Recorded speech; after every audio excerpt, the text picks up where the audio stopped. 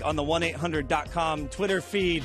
He's Mike Golick Jr. I'm Jason Fitz. We're in for the guys. They gave us the second day at the big boy table. This is good, right? Yep, 4th of July holiday. Dad's probably already lighting off fireworks somewhere. Greenie is probably as far away from the fireworks action as possible, and we're right here. Now, is that a morning firework thing? Does that work?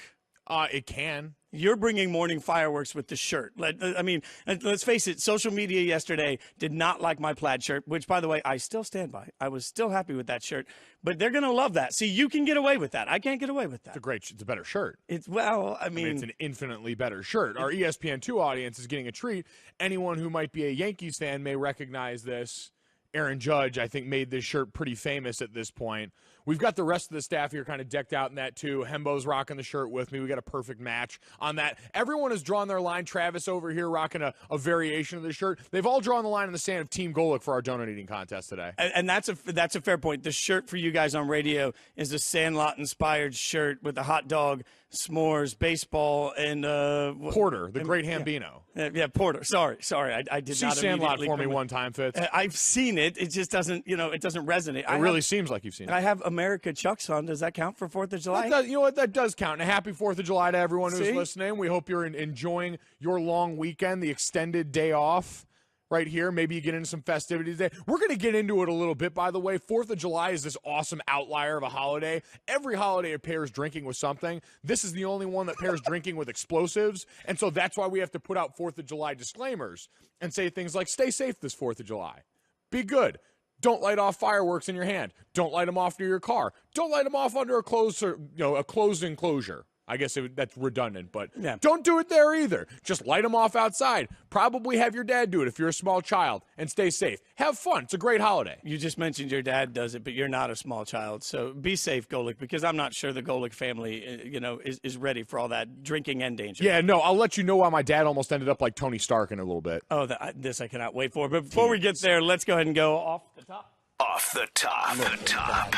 The Warriors and Kevin Durant have agreed on a 2-year, $53 million deal with a player option in the second year. Durant will reportedly make $25 million next season.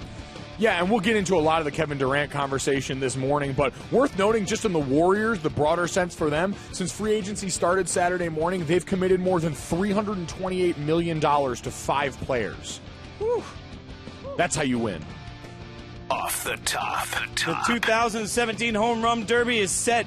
Aaron Judge, Gary Sanchez, Charlie Blackmon, Mike Moustakas were announced Monday, joining Giancarlo Stanton, Cody Bellinger, Justin Bour, and Miguel Sano in the field. With an average age of 26.6, this is the second youngest Home Run Derby field ever and the youngest since 1990. Love this. None of the 8 players in this year's field were alive when the Home Run Derby started. In 1985. You've got I think this will be the 3rd time that 2 rookies in Aaron Judge and Cody Bellinger have participated in the Home Run Derby. It was 1986, the second year of the Derby, and then in 2015. Should be pointed, you weren't alive in 1985, were you? No, I was also not alive for that Derby. Off the top. Clayton Kershaw and the first-place Dodgers, they begin a 3-game series against the second-place Diamondbacks Tuesdays. These teams have 2 of the 3 best records in baseball this season. They rank 1-2 in win percentage since the start of June. A lot on the line. Arizona hasn't won the season series against the Dodgers since 2013, and it's just 17-30 against LA in the previous 3 years. So a lot of history not on the side of the D-backs in this one.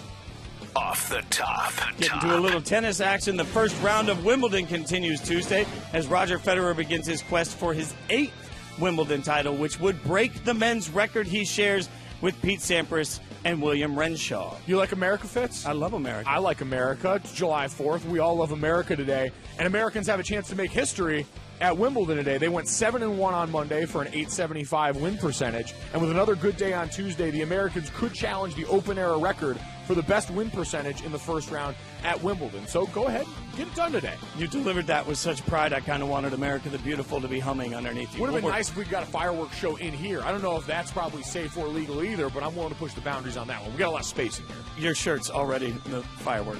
Baby, you're a firework. Off the top. Speaking of fireworks, there's always fireworks at the Nathan's Famous Hot Dog Eating Contest. It takes place live at noon Eastern today on ESPN2.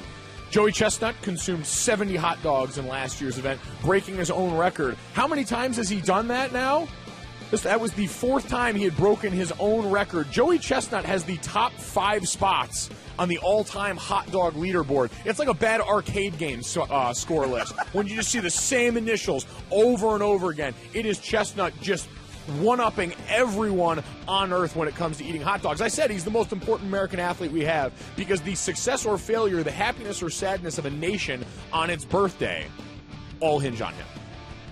When you go to the arcade and you pull up the game and you see like the same name 52 times, is there respect there or is there? Well, I think it's intimidation. It's letting everyone know not only have I put a lot of time and quarters into this, but I am extremely skilled at this game. And Joey Chestnut's put a lot of time, a lot of whatever the version of quarters are for this situation, I guess would be actual paper money, and a lot of effort, and he is great at it. He's the greatest eater we've ever seen.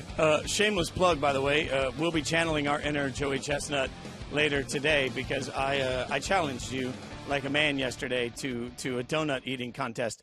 More for quantity, but it's going to be for time, and I'm not scared. I haven't trained at all for this, but later we are going to go You hear the at excuses it. already starting? No. I'm setting up the platform for why my upset may be the single greatest moment in 4th of July history. That's what I'm setting up. Oof. It's a bull. You better be able to cash that one. You're writing a lot of big checks right now, and I have a feeling they are all going to bounce. So let's get into big checks that won't bounce. Golden State, as you heard, and off the top, Kevin Durant, they agree on a 2-year, $53 million deal. Player option in the second deal. Durant makes $25 million next season. That sounds like a lot of money. But here's what's significant about that signing. It's about $9 million less than the max that he could have secured from the Warriors, and it is less than he made this season. So you go around, you join a super team, you become the finals MVP, you accomplish everything you set out for, and you take a pay cut. It was staggering news when we all heard it. Well, it's only in the world of sports can we pull this off in this day and age, where we were told all along Kevin Durant was going to take less. Yeah, but we knew all along Kevin Durant was going to take less. And then now he comes out and actually takes less. And we go, oh, my God, did you hear? What? Kevin Durant took less. That's a lot less, though. I mean, there's less and there's like there's a lot less. Well, what did we expect it to be? When you hear that this guy, why he wanted to do this, it was so they could go out and do exactly what they did this offseason. Keep Andre Iguodala, keep Sean Livingston, because we're talking about it before the show, and almost everyone assumed one of those guys was going to get away. Someone was going to succumb to the idea that, I'm not like Kevin Durant and Steph, where I know my money is coming. It's going to be there. Everyone else, there's tiers in pro sports of athletes. There's the guys that can ring chase because they're chasing history. There's the guys that know they have their money coming. Blake Griffin's of the world just got paid with the Clippers. And then there's everyone else who is in a mad dash to try and get as much money as they can while they've got the chance. That limited window for earning potential in pro sports. And you figured Sean Livingston might fall into that category. Andre Iguodala has a little more of a background in this, but even still, if he had gone and taken some of that money that Sacramento was reportedly going to throw his way, wouldn't have blamed any of them. I think when you ask how much less, when you think about $9 million less, I mean, yes, I realize for most of us it's like play money essentially. It's hard for anybody sitting here or anybody listening or anybody watching to really conceptualize what $35 million can look like. So it's easy to say, yeah, but he's still making 25. That's obviously. But there's a point when you are a competitive athlete at the highest level and you just leave $9 million on the table. That's a lot less. I mean, that's essentially a third of your contract. So you're coming off it wasn't even an adjustment year. You're coming off a year where you made an epic team better and you got them to the finals. You got them over the hump and you got the finals MVP. You accomplished everything that was laid out in front of you, and then you take a third pay cut? I mean, that's substantial. We've also seen this before, though, and this is why people should honestly, if you're looking for a reason to be afraid of what Golden State represents, be afraid because of this, because they're starting to mimic what we've seen in the other great franchises and what it takes to be great over a long period of time. They're going to draw a lot of comparisons in the basketball world of the San Antonio Spurs, where Tim Duncan, as he got along in his career, managed to take less and less and less, but I immediately thought of Tom Brady and the Patriots. Tom Brady has been taking almost half his worth, what feels like for years now, in order to give a sport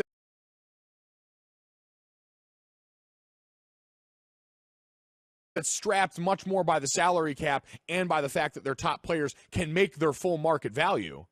And so when that guy goes out there and gives that team flexibility every year in a sport with way more variables, we've seen the sustained run of excellence that they've been able to have. Now take a sport where there's 5 guys on the court and you know that you've got 4 of those best guys already on your team, that's dangerous. You're listening to Mike and Mike on ESPN Radio and ESPN2. He's Mike Golick Jr. I'm Jason Fitz, sitting in for the guys.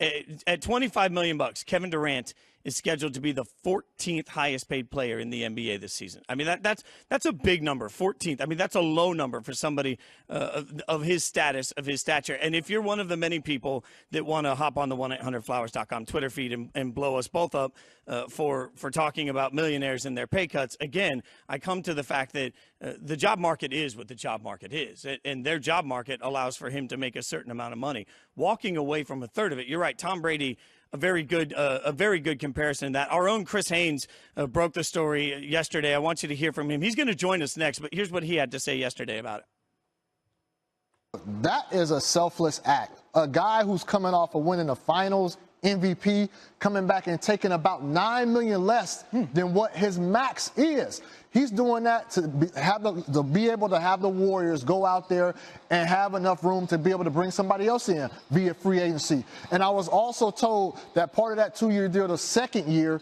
is a player option in which he would likely, as of right now, decline that player option, do it again, and then the following year, he will qualify for the super max.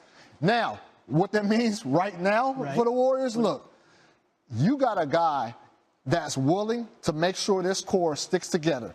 He declined his option in the first place last month, which allowed the Warriors to retain the bird rights to Sean Livingston and Andre Iguodala. And so now you see how they were able to get paid, and Durant is still doing that. Man, I've never seen anything like this. When I got the word this was going down, I was like, what? Excuse me, how much for Durant? We talking Durant here?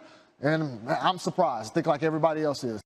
That's Chris Haynes talking about that. Chris, Mike and Mike presented by Progressive Insurance. Here's our guest list for today, by the way. Chris Haynes going to join us at 7:30. Antonio Davis at 8:30. Brian Windhorst at 9. All phone guests join us on the Shell Pennzoil Performance Line. If you miss any of those guests, you can listen to all 4 hours of Mike and Mike on demand in the ESPN app. So this raises a great question about Kevin Durant, because a year ago, he was the biggest villain in the NBA. I mean, almost a year ago today, he became the villain of the NBA. Today, he becomes the hero, essentially, for agreeing to take less money. Does this, for most of the NBA fans, people watching it, in your mind, does this sort of spin his image back around? I don't think so. I think the only thing that's going to do that is time, because as you pointed out yesterday in a different discussion, we lose context as we go further down the line. And so while some people might be able to point back to this, the people who live through it, everyone else is just going to look back and say Kevin Durant, X-time champion, however many championships they end up with here in Golden State for him in his career. That's the only thing that changes the dialogue around Kevin Durant, because think about the crowd that was criticizing him to begin with. People that are basically just looking for reasons to hate on these guys being able to make the decisions that they want. So they really think they're going to buy into the altruism of a guy who's going to make $25 million just because he gave up 9 of those? And that's a fair point, but what does this say for Kevin Durant? Does this just mean he's in a different mental state in your mind than he was a year ago?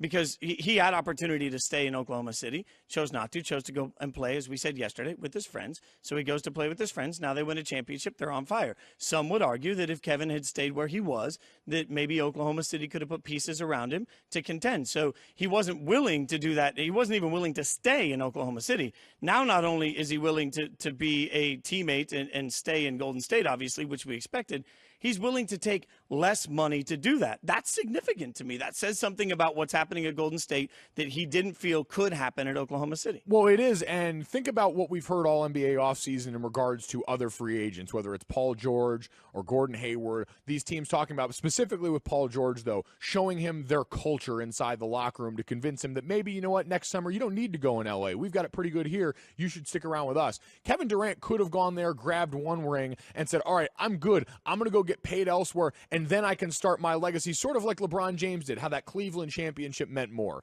And Kevin Durant could have gone somewhere and said, I'm going to be that solo act now that I know the drill, and do that. But he said, no. Look what I found here. We have a chance to create something the likes of which the league's never seen if we keep this thing together. And he put that value over anything else in this situation. And to some level, that deserves absolutely to be commended. He's Mike Golick Jr. I'm Jason Fitz sitting in for the guys. It's a July 4th doubleheader. Tune in today. The Yankees host the Blue Jays, followed by the Red Sox at Rangers, presented by Sprint, ExxonMobil, and KFC. Coverage begins at 12:30 p.m. Eastern on ESPN Radio, ESPNRadio.com, and the ESPN app. You mentioned Tom Brady earlier. Interesting career earnings for Tom Brady, $196 million. Career earnings for Peyton Manning, $249 million. That's a substantial difference when you talk about leaving money on the table. Yeah, for those top-end guys that you all assume are going to push the market and set the price for everyone else and do all this. And listen, that's between two all-time greats. Like, that's the difference between Peyton Manning's 2 Super Bowls and just the fact that Tom Brady happens to have 5 now, among a number of other things. This isn't the only factor, but it's always been one of the contributors. And that sets a kind of a message down to everyone else. Like, oh, the best guy we have, the guy that in your case in Durant was just your finals MVP, is willing to do this. What am I willing to do for this team now? Well, you talk about that, and Tom Brady never, by the way, he's never been the highest paid quarterback in the NFL in any given season. He's praised for it. And then you talk about notable NBA players that regularly have taken less money. Tim Duncan. I mean, Tim Duncan is sort of a Superman to so many people. Dirk Nowitzki, they love him, right? But then you turn around and you say Kevin Durant, you don't get that same love. At some point, you have to look at it and say whether or not you love the decision that got him there. Whether or not you love how he got there, he got there, and now that he is there, he's doing everything sort of the right way. He's doing everything that we've praised other athletes for doing. All the rest of those guys you mentioned, though, are homegrown talents, and there's just nothing like loving your own home cooking the way people do with those athletes there. And worth noting that all the rest of those guys, there's the sort of you scratch my back, I'll scratch yours, because all of those guys, Dirk got his one. But he's kind of the exception because they've never really done a great job of putting stellar teammates around him the way that's happened for Tim Duncan and the way that happened for Dwayne Wade in Miami for a lot of years. So usually there's a reward. And with Kevin Durant here, you saw everyone they were able to keep intact. There's your reward. Well, keeping everybody intact screams back to what's being created at Golden State, which is something we're going to spend a lot of time today talking about. But none of that is capable of happening. At some point, you have to look at what happened yesterday. Not just for the significance, because the other side of it is it's significant for Golden State.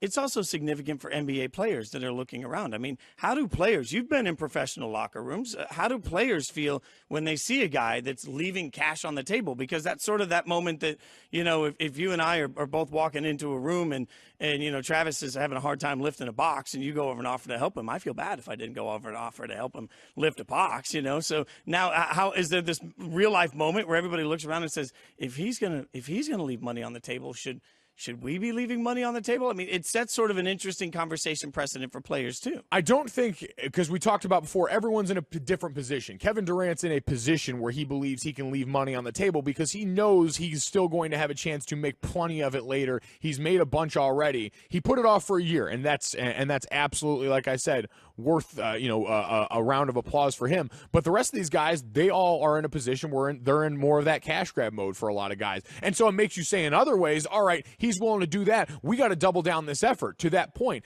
he invested in us. Let's invest back in this process. But league-wide, when you talk about setting the market and things like that, I don't think guys pay attention to that nearly as much as people think. You're cognizant of it, but the top guys are still going to get paid what they're paid. Especially in the NBA where there are maximums, there are all these different things set in place to restrict how much you can make on the top end. That's much less of a concern in my mind. But the two sides of that, I would say, is that one, NBA contracts are guaranteed, and part of that is the constant conversation about injury. Well, they're not guaranteed. I mean, they're guaranteed. They're not required to be guaranteed, but most of them are. Most of them are guaranteed, and so part of the conversation about guaranteed contracts is about protection against injury. That's why players want it.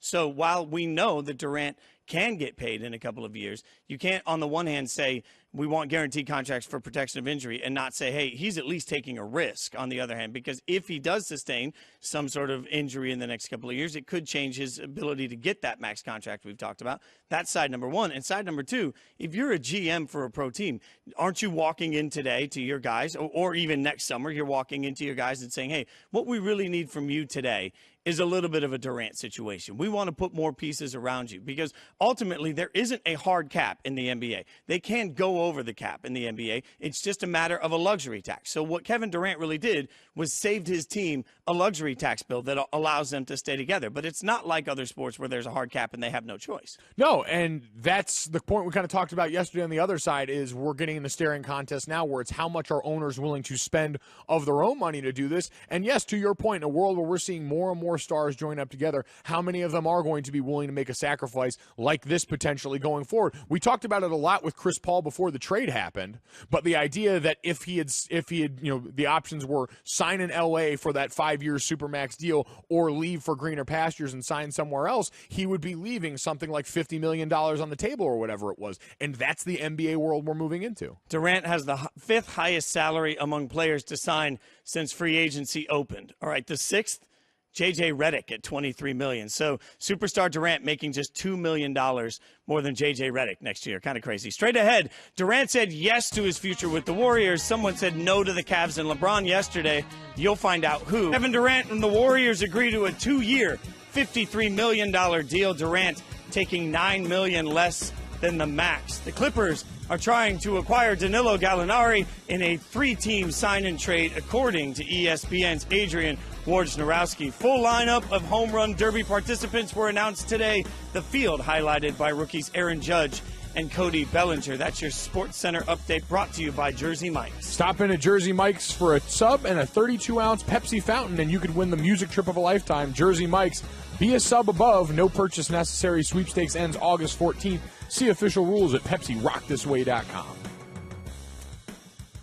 Mike, how on a scale of 1 to 10, yesterday I think you gave me a 0 on Adrian Wojnarowski. So today, how am I doing so far? I'm not going to lie. I am so disappointed that you were able to pronounce those names correctly today. Well, the funny thing is, you think the whole room's rooting for you when you do that. No. Oh, no. No, they're putting these names in here knowing that I'm terrible at pronunciation and just waiting. Everybody's sort of leaning in with a smile on their face. They're waiting for me to. Success isn't great content for the rest of us. We're not entertained by you being successful. We're entertained by you botching this and failing miserably. That's a fair point. That voice you hear, by the way, is Mike Golick Jr. I'm Jason Fitz. We're sitting in for Mike and Mike on ESPN Radio and ESPN2, presented by Progressive Insurance. All phone guests are on the Shell Pennzoil Performance Line, and you can also tweet us at Mike and Mike on the 1-800-Flowers.com Twitter feed, also at mgolickjr57. God, I hate that. And at Jason Fitz. We're going to work on that. See, at Jason Fitz. Really easy. We're not going to work on that because, listen, other people have tried. People who I respect have tried. If you had tweeted that would have been a subtweet. You would have just. Oh yeah, I wouldn't have added you in that. Okay, that's fair. So I think I just learned that Mike Golick Jr. doesn't respect me, but he will after I defeat him later today in a donut eating contest. Little respect going to. I'm not going to stop talking trash. No, go for it. But little respect, obviously, going today. To Kevin Durant for taking less money, although some of you on Twitter have already started to blow up over that and don't want to agree with that. We'll read those tweets as the day goes on. Color me shocked. Yeah, it's amazing how much hate you guys seem to have for Guy's decision to go play where he wants to play. We'll read some of those as the show goes on, but the opposite sort of holds true in Cleveland. And that was a staggering moment yesterday because I think most people expect at some point Cleveland will be righted. The ship will make sense, and you'll be able to look at it and say, okay, I understand where the Cavs are headed. Unfortunately for Cavs fans yesterday, on top of hearing over the last 48 hours that maybe LeBron isn't recruiting actively, he's not out there, hearing reports that he's not trying to get people to come, and you hear all these reports that in a year he may want to leave. Well, now a team without a GM, which has been part of the chaos, had somebody they thought in Chauncey Billups wants to take over a team and would be a good fit, and Chauncey Billups has now decided he's not interested and has pulled out of interest in the gig. Chauncey Billups, a guy who, as the write-up on .com, as I read this and chuckle, thinking about the circumstances here, Billups, 40, has no front office experience, but has gained interest in front office jobs because of his strong reputation and leader and belief that he can make the transition with the proper staff. So a guy that's trying to do this for the first time looked at your situation and said, nah, I'm good. looked at what you have going out there. A perfect place in my mind that would have been an interesting starter for Chauncey in the fact that You go in there year one and you'd have LeBron James, Kyrie, and Kevin Love. You'd have that core there to try and work and build around, which would be one entire set of challenges that we've heard about before. You heard Tyronn Lue call it the hardest coaching job in the NBA, coaching LeBron James. Imagine being David Griffin, who for so long had to be the GM without really getting much credit at all from the outside world because of LeBron. And then the idea that you have to actively try and work in some way to keep him there, and if you don't, then you get to be part of a rebuild. That'd be a lot of experience in a short period of time. So what does that tell you is that either Chauncey is maybe doing the most simple thing here and waiting for a good opportunity, a guy like him who has drawn interest, interviewed for the Hawks job also earlier this year, might just be waiting for the right opportunity, or the prospect of working with Dan Gilbert after what we've all seen publicly is such an affront to him that he was like, nope, I'll wait this one out. And I think if it was any one piece in Cleveland, maybe you could say, hey, that's just a piece. And you talk about Dan Gilbert. If it was just one thing, if it was just Dan Gilbert's not likable, if it was just, hey, they're making a switch at GM, if it was just, hey, LeBron seems a little distant. But at some point you start to look at all of the smoke, and that's where you feel like fire has to exist. Yeah, that's the part that should be worrisome for Cleveland fans is all of this looks like signs that lead to LeBron James leaving next summer. The weird thing to me, and going back to LeBron's comment or the comments about LeBron not actively recruiting this summer free agents. And now I get it. They don't really have a ton of space to work with either. They've been in the luxury tax. That's something that's been a battle back and forth between LeBron James and management there as he wants them to spend more, and they've already spent more than anyone else over the last 3-year stretch. So you can maybe understand that, but is LeBron James really at the point, too, where as a guy who's 32 years old, not getting any younger, really going to waste a year? That's the one thing I can't reconcile and why I don't believe he's doing this to actively subvert the organization. Does he hate Dan Gilbert enough after everything that's gone on to say, I might be willing to sacrifice one of the few remaining years of my prime? Senior NBA writer from ESPN's The Undefeated, Mark Spears, talked about the news yesterday. Wants you to hear it. This is Spears talking about it. It was somewhat surprising. Hey, look, there's only 1 of 30 of these jobs in the NBA. And he passed on it, and he just told me it wasn't the right fit and it wasn't the right time. He said there was a perception out there that his family did not want him to go to Cleveland. He said that was completely false, that they had his back into the entire thing if he wanted to come to Cleveland. I also asked him, I said, hey, did you consult with LeBron James? He said, no. I said, well, is LeBron's situation in Cleveland, the fact that he could be a free agent in 2018, a factor as well? And he said, no, it wasn't. He did consult with Tyronn Lue, the coach, longtime friend. But all in all, Chauncey passes, and Cleveland's still looking for a general manager. Mike and Mike is presented by Progressive Insurance, comparing rates to help you save. Now, that's Progressive. Call or click today and find out how much Progressive could save you. I'm Jason Fitz. He's Mike Golick Jr. We're in for the guys today.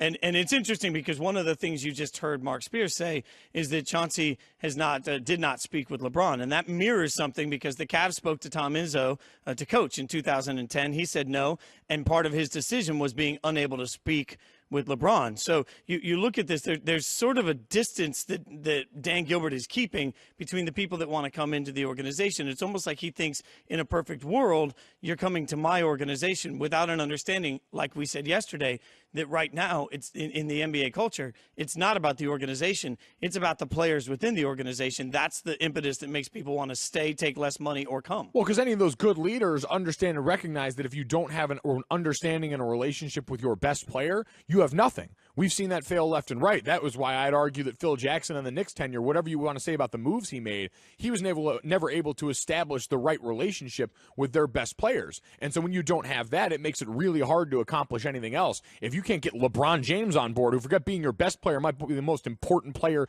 we've seen in the last decade, how the hell do you expect to get anything done? Well, it's a fair point, and it leaves everything sort of in question, and that's what's hard for Cleveland fans, and sort of a moment where you have to, not to be too deep, but you have to sort of look back and respect the run you're in, whenever you're in it, because I think if you'd asked Cleveland fans a couple of years ago what the immediate future looks like, they would have felt good about it. They would feel good about the immediate future, much like if you ask Golden State fans today, how they feel about the immediate future with Kevin Durant and his signing, you feel good about. You have to sort of appreciate it because even in the NBA, especially in the NBA, it turns quickly because it's so much of it is based on small rosters and where one player decides to go, which then causes 2 to 3 players to go somewhere. The balance of power changes so quickly that it makes it's hard to sustain that level of success. And that's what we've seen this offseason. We've seen a lot of the power shift very quickly in response to what's been built out in Golden State. And so the question then becomes is how much does that volatility become the norm going forward? You're right. As we just see, if we go up against Golden State again this year and it's just waves crashing into the rocks and nothing happens, does everyone just reshuffle the deck again next year who's available? We know the notable list of free agents that are coming up next summer. So as much reorganization as we've seen this year, the potential to see that much more next year that could be in response again to Golden State. Well, speaking of Golden State, I love this on the 1-800.com, 1-800-Flowers.com Twitter feed. Somebody came at us and said, if we're praising KD for taking a pay cut, this is Mr. Barry, why aren't we criticizing Steph Curry for not taking a pay cut? Those things don't have to happen together. There's absolutely no relationship to the two. I have no problem with the guy getting paid, and that's what Steph Curry went and did. I'm going to praise somebody for deciding, hey, I'll wait on the money. It doesn't mean you're bad if you take the money that's ahead of you. I have no problem with that. I'm not going to fault somebody for maximizing their value, but I will, darn sure, without any respect to that, I'll credit somebody for deciding they want to leave money on the table if it's better for the team and the organization. It just makes sense. Limited window of earning potential right here. And for Steph Curry, a guy who this wasn't always in the card for. Steph didn't come into the league the way LeBron, the way Durant and these guys did. He came to this star power late.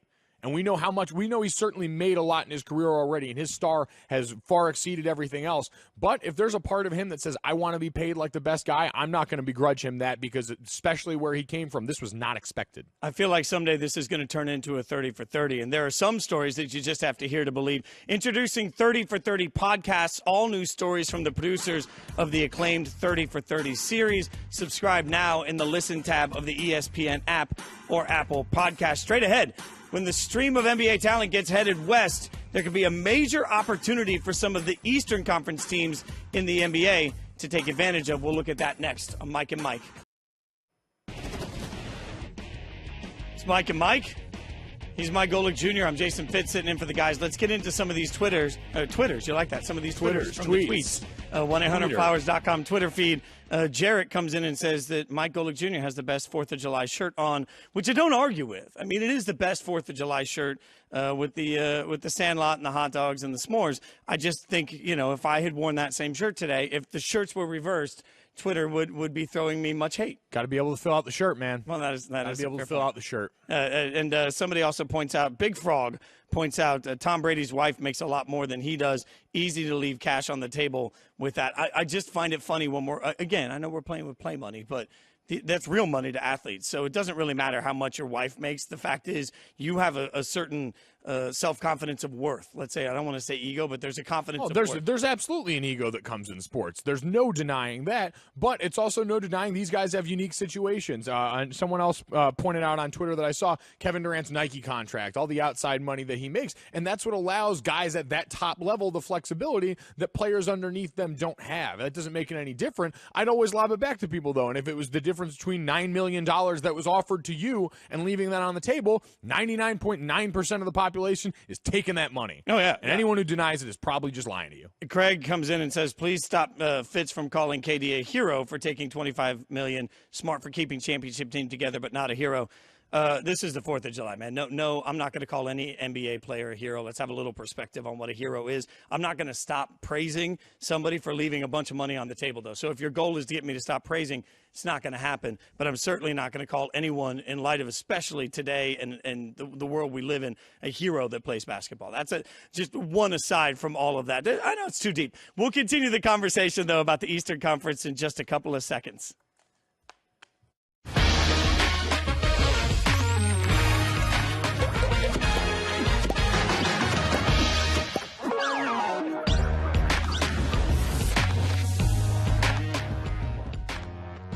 Mike and Mike on ESPN Radio, ESPN2. Don't forget, in a few minutes, we're going to move over to ESPN News, so you can continue to hang out with us there. He's Mike Golick Jr. I'm Jason Fitz. We're sitting in for the guys, presented by Progressive Insurance. All phone guests on the Shell Pennzoil Performance Line.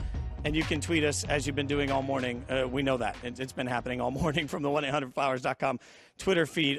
So, Golic, it's time for Straight Talk, brought to you by Straight Talk Wireless. Best phones, best networks, no contracts. Let's have a little bit of straight talk about super teams and what it means to the East, okay? Because we're in a world of haves and have-nots right now in the NBA, and we talked a little bit about it yesterday. Right now, the balance of power completely shifted. The balance of power is over. It's over to the West. That presents a little bit of an opportunity, however, for the East. I can see an opportunity here where if you hate super teams, and we're going to get into sort of judging them in a second, but if you hate super teams and what you want to see is teams build from the ground up and young stars and that sort of new generation of basketball, you can do that over in the East, right? You can, and I think that's already started to happen. Like we talked about Giannis Antetokounmpo, this playoff run, a guy in Milwaukee who I thought did really well for himself coming into that playoff stretch, becoming a bigger star and a bigger name in NBA circles that he had before. You mentioned the 76ers that get brought up a lot. Joel Embiid last year, I know he fell short of the game requirement where people felt comfortable making him Rookie of the Year, but that's the kind of tear that he was on, and he's extremely entertaining. You've got dynamic personalities all over the place in this league if you just feel like looking. Well, in the Eastern Conference, it's sort of like that neighborhood that's being renovated. You know, it's up and coming. They use the real estate up and coming thing. It feels like in a couple of years, the East is going to be stacked. There's a lot of young talent there that can grow. It also gives these young guys an opportunity to sort of step up and become stars, because through it all, we're going to be looking at the Eastern Conference continually saying who's there and what's worth watching in that process, because there's going to be, I think, a lot of bad basketball compared to what we see in the West. It will let some of these young guys stand up, and at some point they're going to make stars of them, because that's what happens. I mean, they're not going to bury every Eastern Conference game on no TV. You're going to have to watch these guys. So they're going to begin to market the Eastern Conference guys, but it's also a reminder that one move here, I mean, Gordon Hayward being the piece that's still sitting out, he could completely change the balance of power, because the East is so tightly compacted right now with bad teams or lesser teams that need to step up. I still think those stars have been there, though. Like of the Boston Celtics team that we talked about this year, Isaiah Thomas became a certified star. Now, I don't think on the court he's as big of a star as some of the other names that we're going to talk about here, but John Wall and the Wizards, what they were able to do this year and accomplish. John Wall, one of the best, most exciting players, a guy that probably should have gotten some outside MVP consideration in this season. And then we talked about the Bucks, you talked about the Cavs, you talked about the 76ers, and all of a sudden you start to rattle off a decent amount of names there. You had a Miami Heat team that was pretty interesting, at least all those years, and they're one of the teams in the Gordon Hayward sweepstakes. If all of a sudden you add him, that's a viable star player in a huge, great market in Miami that we've seen success in before. And so at the very least, it's interesting and it's entertaining if it's not as competitive as you want. Well, I agree that the stars are there in the East. I think that there's been a shadow over the East for a long time, and that shadow's LeBron in a good way. I mean, that LeBron's the best thing for basketball. We all know that. I'm not saying that that's a negative to LeBron. I'm just saying that when you think of the East, you usually think of the Cavs and nothing else. And what's happened this summer, particularly when you think of the West, if you think of Golden State and San Antonio, let's argue, and virtually nothing else, at this point, you now think of the West. You think of the West, and there's a half a dozen teams you think of. Do you remember in recent years a number one seed like Boston that got less attention for being a number one seed? Because ultimately, it's the Cavs conference. They own it. Well, they were getting a lot of that attention, I think, leading up. It was the end of the Cavs season. They had been struggling a lot, and they were building up. They had a 3-game homestand playing against some of the lesser teams in the Eastern Conference, and they finished off with what I said was probably the last meaningful game they were going to play on the road at Boston. And a lot of people were going to use that as a barometer for what we thought going into the postseason, because at that point, Boston had been pushing them the whole way, nipping at their heels, and people were starting to wonder about them. And what did Cleveland do? They went on the road to Boston, and they beat the ever-loving hell out of them right in the Garden. And so after that, everyone's like, all right, we can downgrade this. And there was that feeling of inevitability that we're far away from now. I'm interested, and Fitz, I'd ask you this. Are results in the regular season enough for you to think what you're thinking about these groups? If we see players star during the regular season, a time of year that's been so devalued in the NBA calendar, is that enough for you to say, oh, this was worth it? Some of this realignment, the chance for the Eastern Conference to grab this is worth it? Or is the inevitability of knowing that we're probably still going to get Cleveland Golden State Part 4 going to downgrade all of that in everyone's mind? I don't think it does this year. I think the action this summer has made the NBA more interesting next year. I truly believe that. And I look at the East, and I think that you've got basically two different ways you're going to watch basketball this year. You're going to watch the East, and you're going to watch rising stars. And you mentioned Isaiah and John Wall, and we've talked about Giannis, I think, ad nauseum on all of our shows, because he's a guy everybody sees star potential in. So you're looking at these guys and you're saying, hey, there's a crop of guys that are just fun to watch. It's fun basketball to watch. And then what you've seen this summer is just the star power seems to feel like it's all gone over there. But you also have interesting types of basketball. The Rockets are going to play interesting basketball. It will be different than what many of us have seen, the way they've constructed that team. So I think that there's two different ways you can watch the NBA this regular season, which, even though we all agree it's probably a two-horse race, as it has been for the last 3 years, it will be for the fourth.